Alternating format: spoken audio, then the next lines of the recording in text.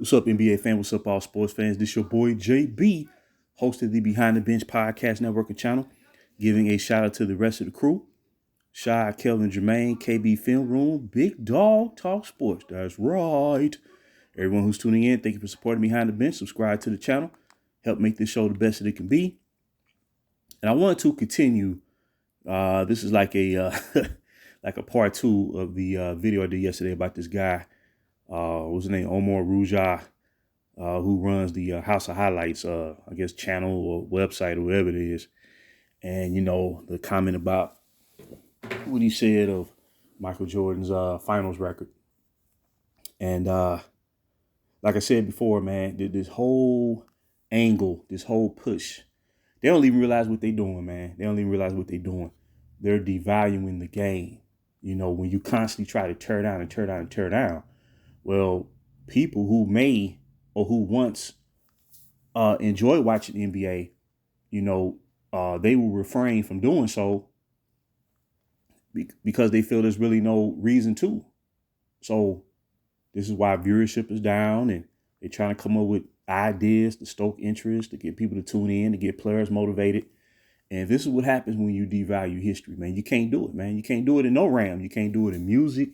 You can't do it in history. The past is there for us to learn from, or then try to, improve. Or if something that happened in the past was on point, and then that particular aspect of society has regressed, you can go back to the past and see what you need to do to correct things to return back to form. So it's there for a reason. History is there for a reason.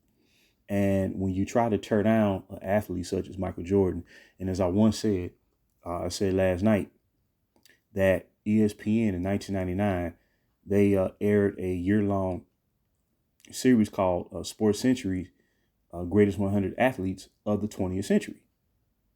And Michael Jordan was voted the number one athlete over that span of time, which covers 100 years. And Babe Ruth was number 2. Muhammad Ali was number 3. Now, if they said, Ali was number 1, I wouldn't have said nothing. But, Jordan, his dominance was so profound, to retire, go play another sport that he had not even participated in since high school, and was on the brink of becoming a Major League Baseball player within less than 2 seasons. And Isaiah Thomas, I remember Isaiah Thomas did an interview with Gary Payton years ago. This was probably around like 2014 or somewhere around there. And he was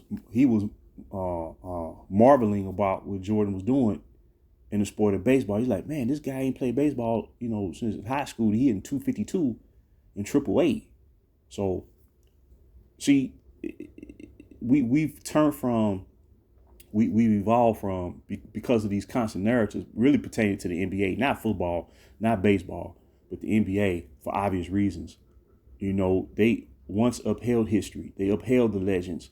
You didn't hear this plumbers and firemen talk, even for the players who were the pioneers of the league. They helped start this league in 1946, and then throughout the 50s, where the Minneapolis Lakers, led by George Mikan and Clyde Lovellette, coached by John Cundler, became the first dynasty of the league, winning 5 championships, from, I think, like 1949, 1950, and then 52, 53, 54, something like that. So what I'm trying to say is, these cats don't even realize what they're doing, man. And like I said, when Michael, because I didn't really fully explain it the way I wanted to, so I wanted to, really, highlight what I was trying to state. When Michael Jordan retired, the thing about this, he did so like right before the training camp started, because he said there was nothing to prove. He even, he was asked by Jerry Reinsdorf, the owner, to have a meeting with Phil Jackson. And Phil Jackson was like, look, man, if you retire, you robbing people of a gift that they enjoy. That's what a gift, But Michael Jordan felt nothing to prove, man. So for the better of the team, he announced his retirement before training camp started, and he set the tone. if anybody has the time, go to YouTube, pull up Michael Jordan's retirement speech, 1993, and watch. It's about like 10 minutes in, and all his teammates standing behind him: Scottie Pippen, John Paxson, B.J. Armstrong, all his teammates, man. Scott Williams and all that. And he said, "For my teammates, y'all can still achieve by working hard and believing in yourselves." He instilled that confidence, man, and he really meant that, dog. And he was like, I believe those words of encouragement, set the tone for that season. And I know that may sound like, trivial to fans of who, but that's the difference between winning and losing. That's the difference between, instilling true belief in your teammates, and then, always seeking the best talent around to help you win. See, the mentality is totally different. So when he retired, the first year of their retirement during the 93-94 season, as I said, a lot of superstars felt, wow, we finally got a chance to win. But the problem is there was a void left, and you can see it on the court. In your mind, you're thinking, okay, man, whoever win the championship, well, they only did so because Jordan wasn't around. That's just the reality of the situation.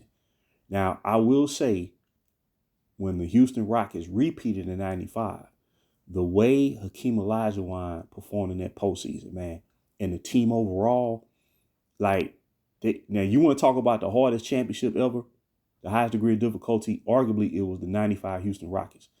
They had, they was the 6th-seeded team. They had just traded Otis Thorpe, who was part of their first championship unit of '94, and they brought in Clyde Drexler mid-season. It took them a while to get it going. When the postseason hit, the first round they beat the Utah Jazz, who was 60-22.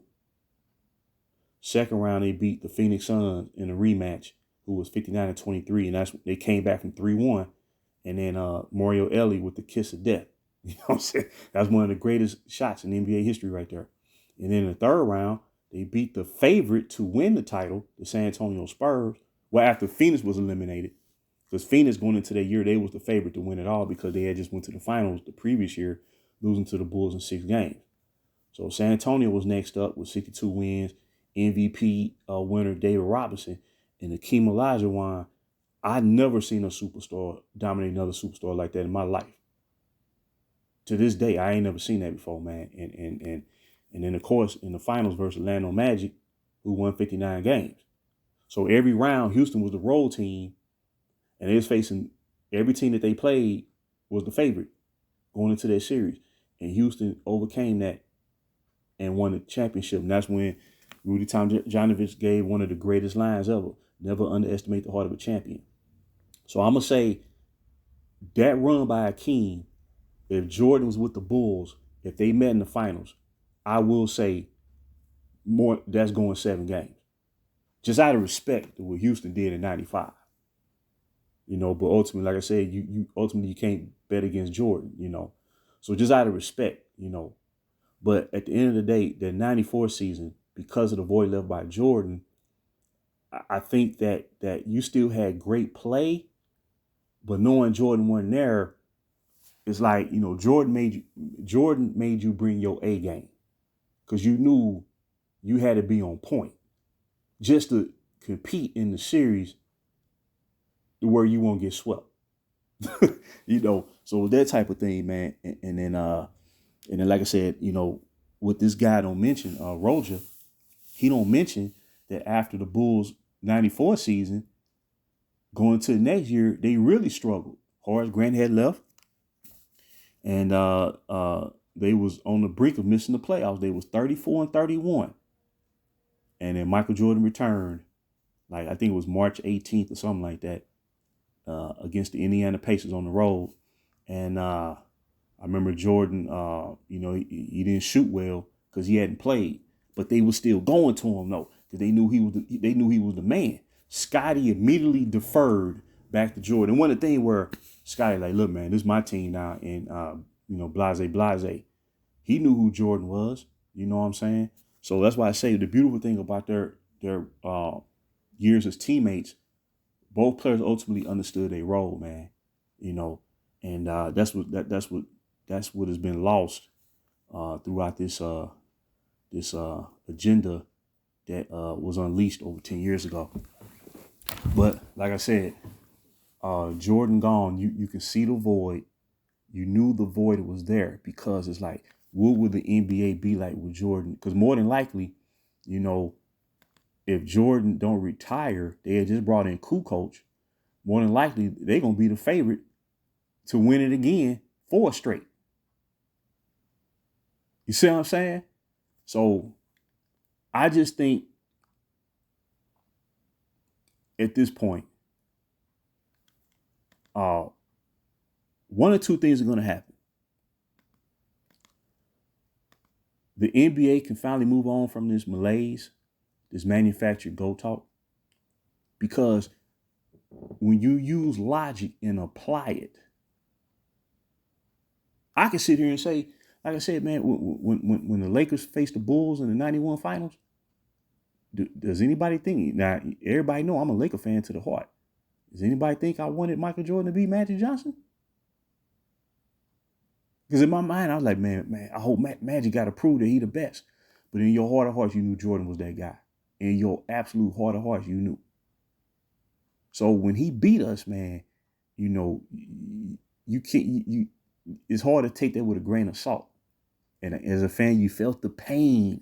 You know, you felt the pain. That's why I say, when they say what's worse, losing the first round, losing the finals is the worst. Because that's the greatest level of disappointment. You feel that more than losing in the first round. Because more than likely, when you lose in the first round, you're just a team starting out. Isaiah Thomas lost in the first round starting out in his first playoff experience. A lot of players did. Nikola Jokic, Giannis, we can go down the line. Curry, you know what I'm saying? LBJ, he lost in the first round, his first playoff experience. He lost. That's just man, if you got a rookie coming in on a bad team and they win the title in their first year, something's wrong with the league. Something is seriously wrong with the league. So that's why I say you have to go through the fire, man. That's what it's about. To bring the best out of you. And the Celtics and the Pistons and the Lakers and the Knicks, the Hawks, the Cavaliers, the Pacers, the Sixers, the Bucks. This is another thing that Omar Roja won't tell his audience. The toughest division in the NBA during that time was the Central Division. That arguably, I would say the 87, 88 season, when Jordan won his first league MVP, man, you look at them teams that was in that division. Detroit on the rise. Here go Cleveland. Indiana bringing in a rookie, Reggie Miller. They already had like Vern Fleming, and then he bring in Chuck Person, the rifleman. They had a nice little young squad, man. And then you had the Atlanta Hawks, wasn't no joke. Milwaukee Bucks wasn't no joke. That division was brutal. Oh, just about everybody on that team everybody in that division had a winning record. So the Bulls not only had to overcome Detroit, they had to compete in the toughest division in the NBA. This is what the Omar Rojas won't explain. They just talking, man. They just yakking. That division was brutal, man. So what I'm saying is this, man. One or two things gonna happen, man. Either the NBA is gonna lose its way, trying to continue to push this fake debate, because there is no debate. That's what's sad about this, man. That's what's crazy, man. Logic gonna tell you, man. I don't care who it is. My favorite player is Kobe Bryant. If Kobe Bryant had a losing record in the finals, I consider it with a straight face and say he should be considered in the argument for being the greatest player ever. I would look crazy. To me, I would look crazy. I'd be like, man, I can't come out that bag and say that. So what I'm saying is this, people. There's a lot of things. See, the 6-0 is a culmination of who Michael Jordan was as a player, the fire he had to go through. And when I say his mentality drove that franchise, it started early when he returned back from that foot injury in his second year. He missed like 60-some games, right? I think he got injured like his second or third game in at the beginning of that season. He comes back. They put him on minute restriction. And the word was the Bulls was trying to, I don't necessarily want to say tank, but make sure that they get a top pick in the draft. Michael Jordan said, no, our job is to go out there and try to win with the team that we got. See, right there, this is why he was the leader. You see what I'm saying? He said, no, I'm not in the business of laying down, man. We supposed to come out here and compete and try to win. So that mentality drove their franchise until they start, bringing in the players who can complement him, man. And even then, the Scottie Pippins had to grow and develop over 4 years. It didn't happen overnight. The Horace Grants had to grow and develop over 4 years. Then the B.J. Armstrongs he had to come in as a rookie and learn the challenges of playing in the NBA, especially at that position of a point guard or whatnot. The Stacey Kings and the Scott Williams. See, that team was built mainly through the draft. Paxson was brought in prior to Jordan's second year in the league. So him and Paxson they were teammates longer than him and Pippen, before his first retirement. See, they don't know how to break things down because they trying to be revisionist and trying to revise history. And that's the most detrimental and antagonistic mindset that you could have, to try to rewrite something that's already been done and etched in stone. So when they say, a guy like this say, we done with the 90s, and I believe I know who kicked that off. I won't say his name, but how you gonna be done with something that's already been done? how you can be done with, when you say you done with something, that should be something that you've been challenged with or been associated with in the present time. You can't be done with something that's already been done. That means if you're gonna be done with the 90s, that means you're done with the 80s. That means you're done with the 70s. See, it's insane. It's insane. But I didn't want to break that down again, man. Like I said, the league gonna either have to move forward or it's gonna lose its way, man. Now, I believe history will win out. And with Michael Jordan returning back to the scene, I think he's going to address a lot of stuff. He's going to be honest, but he's going to pose a challenge. He's not going to tear down. He's going to pose a challenge. Michael Jordan never tore down his predecessors. He never did it, man. Neither did none of the superstars. Dominique, he always say Dr. J was he was the person I looked up to. Even when Dominique retired, he said, to this day, I still think Dr. J is the better slam dunker than me. They always upheld the predecessor. They upheld the history, dog. And what's happening is you got these two realms clashing. You got history that they trying to revise that's being forced to clash with an agenda that's crippling the league. See, all for the benefit of one guy. And like I said, you don't have to be considered the greatest ever to be remembered in a great way, where you make a great contribution to the game, to where you're known for being a great competitor, whether you won a championship or not. Now, ultimately, yes, you want to win a title. It is about competition. It is about winning.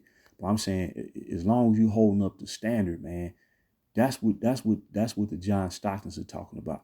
That's what a lot of these ex-players are talking about. Upholding the standard. It's not about talent. It's not about talent. That's not the issue, man. The NBA, even during the super team era, you saw talent. It's about mentality. And when you see 3 franchise players join forces, the superstar mentality became compromised.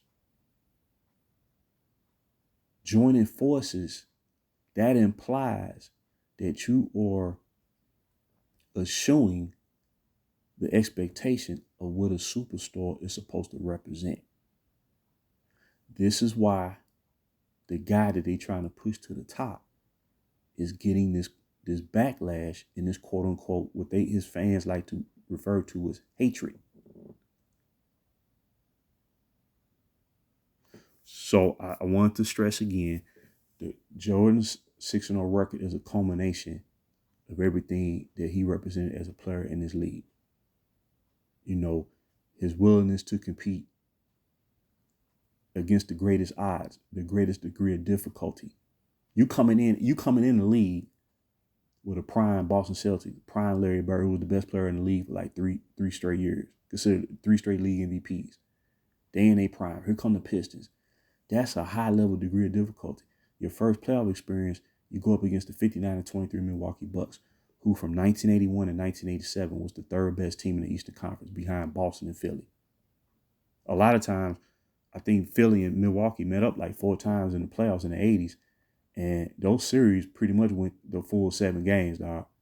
And outside of the last meeting where Dr. J retired, it came down to like maybe 2 points. It came down to home court. That's what I'm trying to say. So that's what Jordan had to face in the first round. But a certain contingent will say, "Oh man, he lost his first 3 playoffs here," but they never tell you the degree of difficulty, who he had to go up against. But even when Milwaukee and Boston beat the Bulls, they always spoke highly of Jordan and said, "Man, this guy's going somewhere, man." They had to be prepared, man. Can you imagine Boston Celtics 86 team? That's considered easily one of the 3 best single season championship teams in the history of this league, with a 40-1 record at home, and Jordan dropped 63 points against them in a playoff game, dog. He dropped 63. So much so where Kevin McHale said, "I didn't think anybody can do that against the Boston Celtics." And the famous words by Larry Bird, God is disguised as Michael Jordan. And I'm telling you, the league gonna have to move on. You don't have to be the greatest player ever to be appreciated and remembered for. You don't have to be. You don't have to be. I'm not saying you don't have an ambition to become the best player in the league. Or say, I want to be the best player in the league. That's not what I'm talking about. I'm talking about when your career ends up. Your career, your resume is your resume. And anyone who has a losing record in championship play, I don't care who. If Michael Jordan had a losing record in championship play, there's no way in the world he would have an argument for being considered the greatest player ever. It's all about what you do on the court. It's all about what you do during the time that you played. How you gonna sit here and compete against something, an era that's already been completed? Now, there are rare circumstances, man, where if you win it and upholding the standard, and you competed and you won, sometimes against the odds, with odds stacked against you, then you would have an argument. But everything is, they're trying to set everything for you. They try to pre-plan your dominance, and you still losing, and you playing with way more talent. There is no comparison, people. And that's what this cat right here, Omar Rouja, he don't understand. But his argument is not going to last. And that's what he's going to find out. That he's going to have an awakening out this world, probably within the next 2 to 3 years. He's going to be like, wow, man, I really fell for the okie doke. I was really riding that wave. And then he's going to step out of virtual reality and embrace actual reality. And that's what all these cats are going to find out down the road. So I just want to drop that nugget. Please leave your comments and thoughts, people. I just want to do a sequel to the video I did last night.